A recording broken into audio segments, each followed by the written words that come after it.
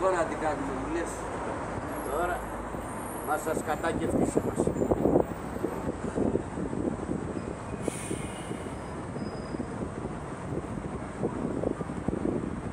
Άκουσες τίποτα για το ΚΚ? Το ΚΚ. Κίνημα κουλούρι. Ποιο κουλούρι? Κουλούρι ρε, κουλούρι που τρώμε, κουλουρουτζίδες. Όχι. Θα σου πω, αλλά θα μείνει μεταξύ μας προς το παρόν που να δεις τώρα. Ετοιμάζεται σεισμός. Τι σεισμός? Συγκέντρωση, αλλά τι συγκέντρωση? Όχι η μητέρα των συγκεντρώσεων, όχι η μάνα, όχι η μανάρα, η ταλαμανάρα των συγκεντρώσεων. Θα βουλιάξει το Σύνταγμα και η Βουλή μαζί και η Ελλάδα όχι.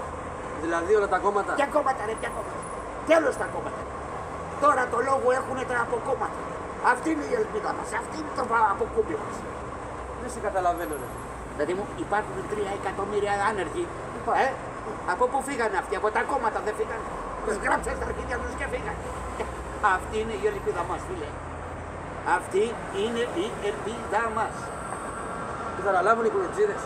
Θα αναλάβουν οι κουλουτζίδες να σώσουν την κατάσταση, να πάρουν την κατάσταση στα χέρια τους, να σώσουν την πατρίδα. Τι είναι τρόπο?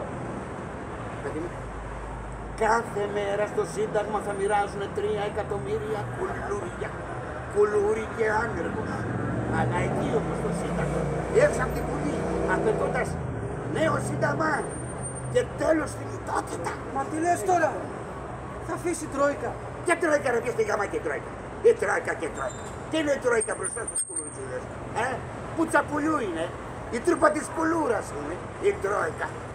Θα κατεβάσουν τα τάξη ρε κανένα. Θα τα συντρίψουν όλα. 3 εκατομμύρια κουλούρια. Θα γιομίσει η πλατεία σου Σέμι, το φαντάζεσαι? Άσε που καθήκανε και τα περιστέρια. Αυτό πώς το εξηγείς μου λες? Που καθήκανε τα περιστέρια. Καθήκα τα περιστέρια, καθήκα τα περιστέρια. Πολύ μυαλό θέλει. Μάνα γίνανε εξουράνου, τάισαν τον κοσμάκι. Γιατί ρε, βλέπεις αδέσποτα, βλέπεις γατιά, βλέπεις σκυλά, βλέπεις κατσούλια. Τα ψαρεύουνε στους κάδους με δίχτυ, σαν συναγρίδες.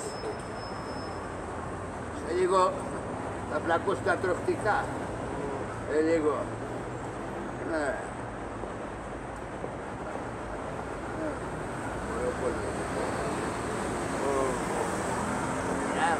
Ωραίο κόλλο έχετε, παππέτα.